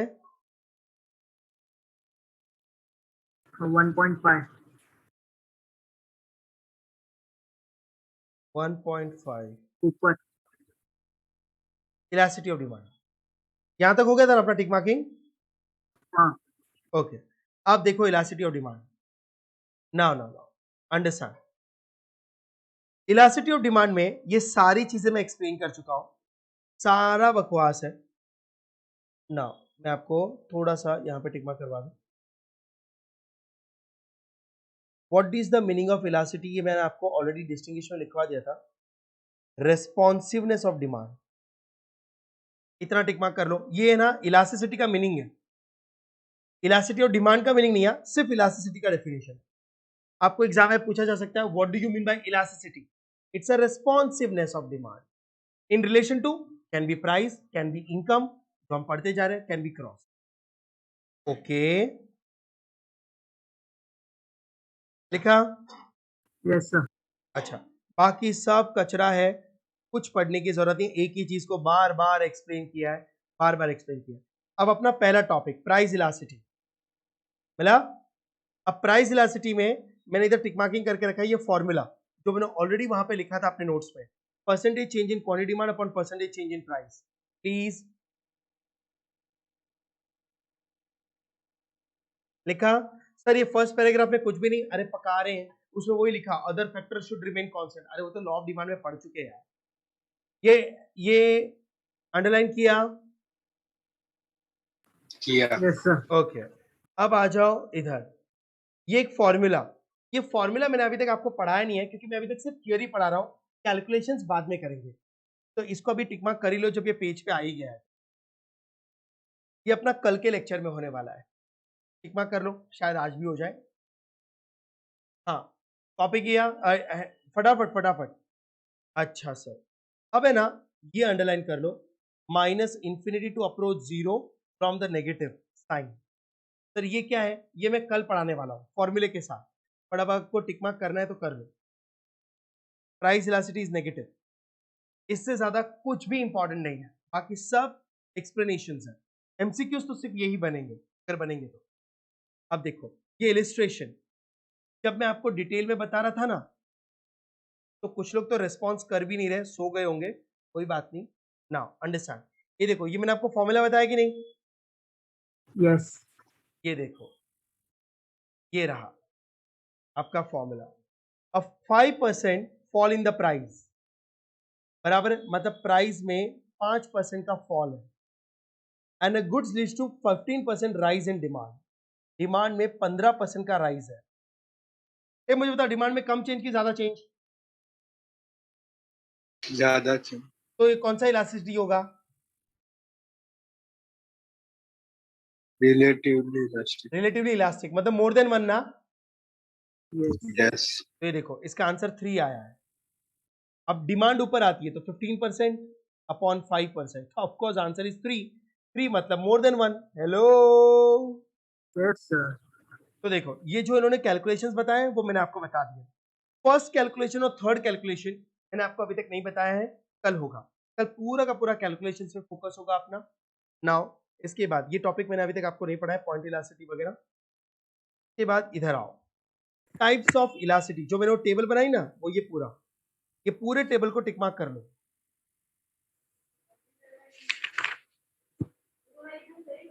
पूरा जो हमने टेबल बनाया है,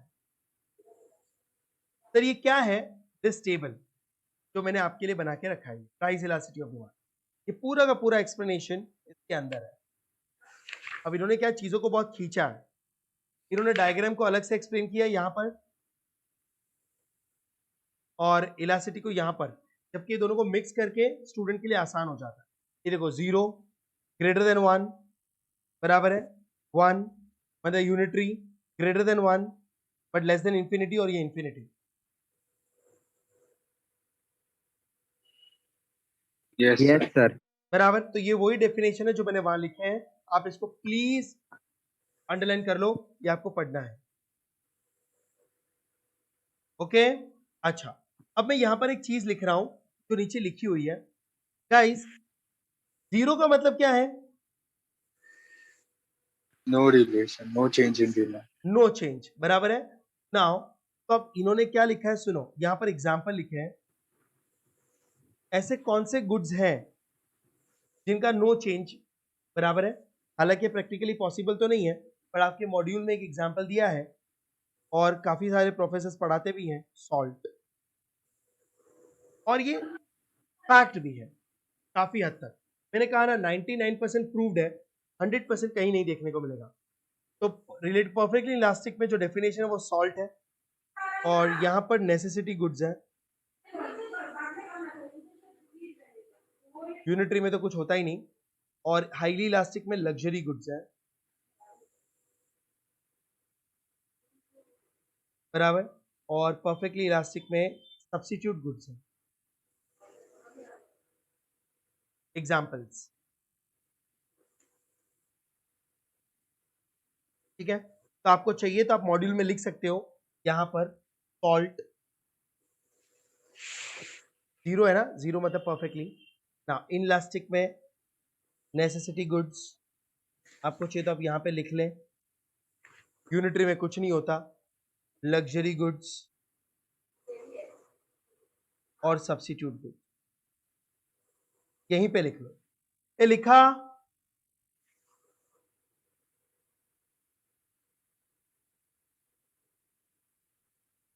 yes sir. Okay, now calculations हम कल करने वाले हैं। नाउ ये जो मैंने टिक मार्किंग की है ना, ये मैंने आपको यहाँ लिखवा दी, आपको चाहिए तो आप टिक मार्किंग भी कर सकते हो, जितना first line and second line, बस बस, इससे ज्यादा नहीं, और कुछ पढ़ने के लिए नहीं है। ये आपका टाइम बचेगा, खाली इतना पढ़ लो तो आपका एमसीक्यूज तैयार हो जाएगा। हालांकि मैंने नोट्स में लिखे हैं, बट क्या है कि आपको सेटिस्फेक्शन होगा कि ये सब चीजें पढ़ चुके हैं। ये देखो, demand for radio, TV, refrigerator, fan have elastic, मतलब luxury. Demand for goods like wheat and rice, wheat and rice necessity होता है। Hello,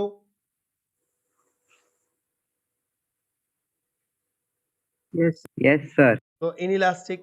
demand for salt is highly inelastic और परफेक्टली इलास्टिक, तो मैंने वो लिख दिया है। मेरे handwritten notes to the point होंगे।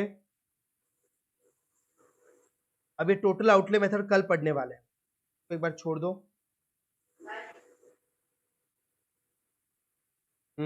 ये टेबल को जरा अंडरलाइन कर लो एक बार। ये टेबल, सर ये टेबल तो आपने पढ़ाई भी नहीं, एक मिनट बता देता हूं। तो ये देखो, अपना जो थर्ड और फोर्थ पॉइंट था ना दोस्तों, इन इलास्टिक मार्केट में आप अपना रेवेन्यू कैसे बढ़ा सकते हो? Increase by the price. यही तो लिखा है इन लोगों ने, देखो, आओ बताओ, फंडे का फंडा। ये देखो, इन इलास्टिक प्राइस इंक्रीज करके आप अपना रेवेन्यू बढ़ाने वाले हैं। हेलो, ये लिखा ना मैंने, in elastic market seller can increase the prices for increasing the revenue. Yes sir. बराबर है, और ये वाइस वर्सा है। अच्छा, दूसरा पॉइंट देखो मैंने क्या लिखा था, इलास्टिक मार्केट में अगर आपको रेवेन्यू बढ़ाना है, आपको प्राइस को क्या करना पड़ेगा? डिक्रीज। ये देखो, इन्होंने टेबल में लिखी है, इलास्टिक मार्केट प्राइस को डिक्रीज करके ही आपका रेवेन्यू बढ़ेगा, बाकी का वाइस वर्सा। सर आपने यूनिटरी Yes, लिखा है sir. नहीं। अरे यूनिटरी ना बढ़ता है ना कम होता है, सेम ही रहता है। तो कहने से ये हम लिख चुके। Yes sir. हाँ, तो इसको जरा टिक मार्क कर लो, एग्जाम के टाइम पढ़ के जाना है।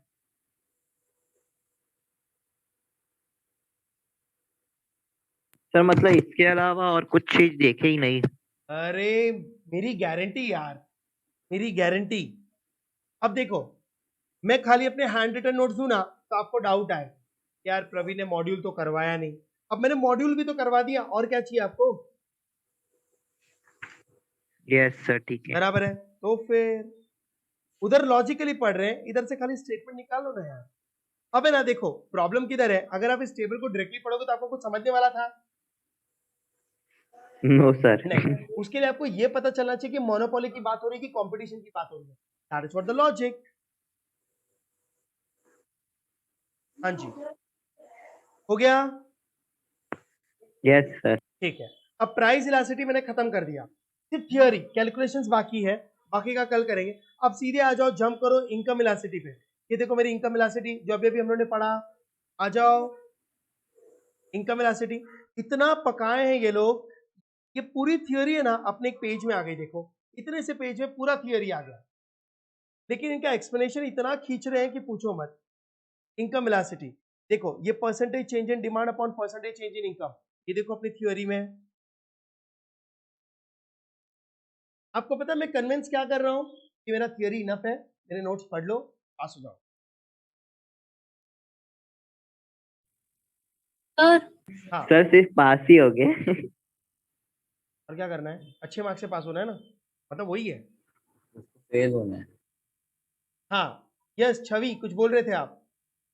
सर ये जो 3 पॉइंट्स है ना 1 2 3, कौन से वाले?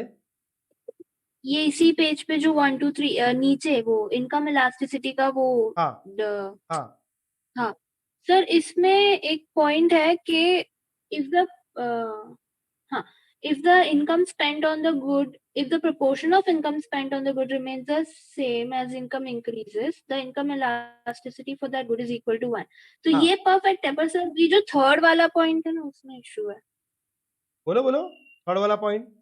If the proportion of If the- income spent of a goods decreases as the income rises, बराबर है, the income elasticity of goods is less than 1. क्या प्रॉब्लम है? If the proportion of income spent on a goods decreases and the income rises, the income elasticity of the goods is less than 1. अरे में लिखा है for the good is positive but less than 1, तो मतलब ये 0 से ज्यादा होगा. हाँ, पर जो ये वाला sir less than 1. Negative Why पर सर अगर income proportion of income spend कम होना मतलब डिमांड कम होना और नहीं, इनकम नहीं. बढ़ना. हाँ, तो- इनकम बढ़ रही है, इनकम 10% से बढ़ रही है, लेकिन डिमांड 1% से ही बढ़ रही है. डिमांड में कम चेंज है. तो सर उसको डिक्रीजेस क्यों लिखा है? मतलब proportion of income spend on a good, it doesn't decrease right, it is just less than what the Yes, income it's has a wrong English. यहाँ पर लेस आना चाहिए.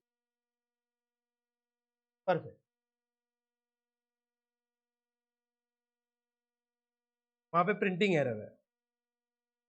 हाँ जी, यहाँ पे टिक मार्क करो जल्दी. ये थर्ड पॉइंट नहीं है, ये सब मैंने लिखवा दिया है, फालतू है. हट हट. ये टिक मार्क करो प्लीज.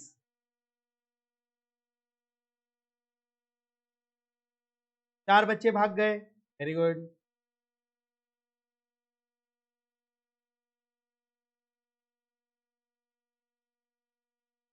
यार ये टिक मार्क किया?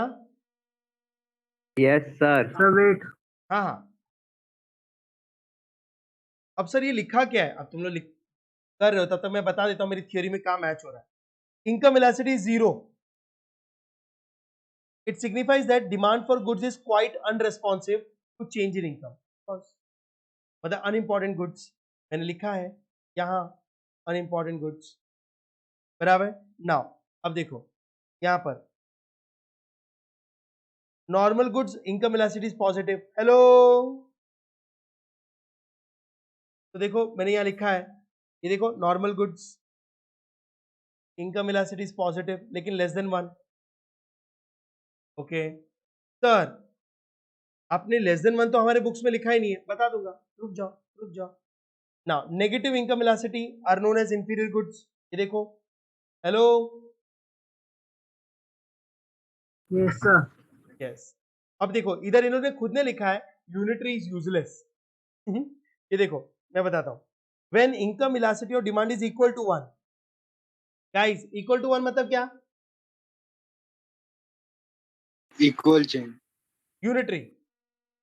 The Yes. proportion of income spent on the goods and the same as consumer income increases, this represent useful dividing rule. बोलते साला कुछ नहीं हो सकता, वो डिवाइडिंग रूल है इधर का और इधर का. Income elasticity for a goods is greater than 1. It shows that the consumer expenditures become called luxury goods. देखो greater than 1 मतलब luxury goods. Hello. Yes, sir. And income elasticity is less than 1. It is necessity. ये देखो income elasticity is less than 1. It is necessity. तो मैंने आपको यहाँ पर necessity भी लिखवा दिया. Normal goods and necessity goods. मेरी थ्योरी आपके मॉड्यूल से एकदम मैच कर रही है. Hello. Yes, sir. Yes, sir. ठीक है. ओके. अब यहाँ पर है ना बहुत पकाए हैं एग्जाम्पल ले लेके. नाउ अब देखो इन्होंने इतना पकाया है कि यहां से इन्होंने कंक्लूजन निकाला. ये देखो आंसर 0.5 है कि नहीं? Yes, sir. मतलब 0 से ज्यादा 1 से कम. Yes sir. तो उसको ये लोग क्या कह रहे हैं? Normal goods fulfil a necessity. Normal goods fulfil a necessity. अब मैंने यहाँ पर नॉर्मल गुड्स और नेसेसिटी दोनों लिख दिए. तो आपका एमसीक्यू में 1 रुपए का आंसर मिस्टेक नहीं होने वाला. Any doubts? No, no sir. More than 1 मतलब लग्जरी. बराबर. नेगेटिव मतलब इंफीरियर. इक्वल टू 1 इन्होंने खुद ने भी एग्जाम्पल नहीं दिया है ना. 0 इनकम इलास्टिसिटी मतलब बटन्स. बटन्स मतलब अनइम्पॉर्टेंट गुड्स. ठीक है. अब यहाँ पर प्लीज टेबल के नीचे देखो नॉलेज ऑफ इनकम इलास्टिसिटी क्या काम आती है. ये मैंने नोट नहीं लिखा है, ये आप अंडरलाइन कर लो. नॉलेज ऑफ इनकम इलास्टिसिटी और demand is very useful for business firm in estimating future demand for its product, predict the outcome of business cycle on its market demand. Please इसको underline कर लें। जितना highlight करवा रहा हूं ना module से उतना ही पढ़ो, टाइम बचाओ, स्मार्ट स्टडी। Done sir. हाँ सर हाँ ये इनकम आपकी बुक में जैसे इसकी जस्ट बात क्रॉस इलास्टिसिटी ऑफ डिमांड है, हमें एक इलास्ट्रेशन है सर, और उस इलस्ट्रेशन में ना एक income elasticity of demand car की आई है 2.5, तो लिखा है income elasticity is positive, new car is a normal good. पर सर ये तो मोर देन वन है, तो car should be a luxury good then, no right? हाँ, इट इज लग्जरी। तो सर यहाँ पे तो मतलब टेक्स्ट में तो नॉर्मल गुड लिखा है। देखो मालूम है ये लोग है ना इकोनॉमिक्स, ये मॉड्यूल ने क्या किया है अपने आप को सेव कर लिया है। Can you tell me what is the definition of normal necessity and luxury? तो नेसेसिटी अच्छा मुझे एक चीज तो बताओ, वो तो मेरी बात सुनो। अच्छा नेसेसिटी छोड़ दो, what is the difference between inferior and luxury? Sir inferior में तो जैसे अगर इनकम बढ़ता है तो उनका नहीं, क्वांटिटी कम listen, होता है। there is no definition. Very best goods ना ना ना ना मतलब सुनो, जिनका there is no definition। मैं क्या बोल रहा हूँ, एक्सप्लेन ही मत करो आप। सर क्यों? It varies from person to person income level. देखो आपके लिए ना आईफोन एक ब्रांड है, यस एक यस स्टेटस प्रोडक्ट है, यस यस एक लग्जरी है। यस, यस यस अंबानी के लिए क्या है आईफोन? इंग्लिश डब्बा फिर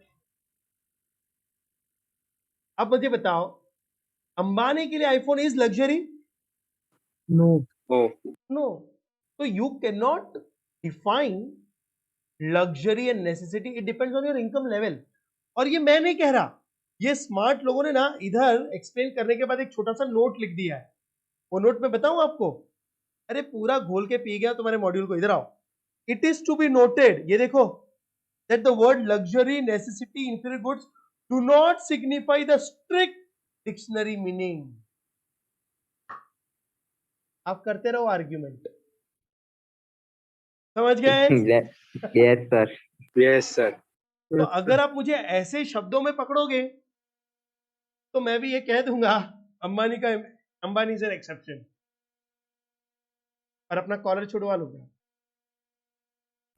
बराबर? Yes sir. क्योंकि है ना इकोनॉमिक्स तो थियोरी ऑफ मेजॉरिटी पे बनी है, तो हमेशा एक्सेप्शंस रहेंगे ही, ह्यूमन नेचर वेरीज ना, दैट्स व्हाई। तो सर अगर ऐसा क्वेश्चन आएगा तो अगर मोर हाँ देन तो मैंने आपको बता दिया ना, तो मैंने आपको तो बता दिया luxury अगर लिखी लेस है देन ना। वन आए तो आपको नॉर्मल गुड्स को टिक मार्क करना है, मोर देन वन आए तो लग्जरी गुड्स को टिक मार्क करना है। और सर अगर लेस देन वन आया और ऑप्शन में नेसेसिटी गुड्स और नॉर्मल गुड्स दोनों दिया है तो किसको टिक करना है? Normal is the first preference. मैंने पहले नॉर्मल इसलिए लिखा, अगर नॉर्मल और नेसेसिटी दोनों आ जाए ना तो normal is the first preference, necessity is the second, याद रखना, क्योंकि नेसेसिटी जीरो में भी आता है यस सर यस और सर लॉजिकली नेसेसिटी जीरो में ही आता है। Direct relationship to a certain extent है, एक लिमिट से ज्यादा उसको डायरेक्ट रिलेशनशिप नहीं है, मतलब पूरी लाइफ में नेसेसिटी को कांस्टेंट ही रहने वाला है ना।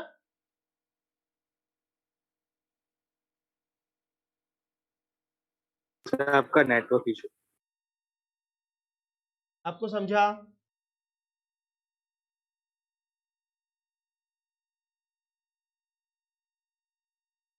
हेलो? बहुत खराब। हाँ, सर आपका नेटवर्क इशू ये कॉपी किया आपने? Yes sir. ओके, अब सर आपका वॉइस कट हो रहा है। मेरा वॉइस कट हो रहा है? सर काफी ज्यादा। स्क्रीन भी ब्लर हो गया। धुंधला धुंधला दिख रहा है सर।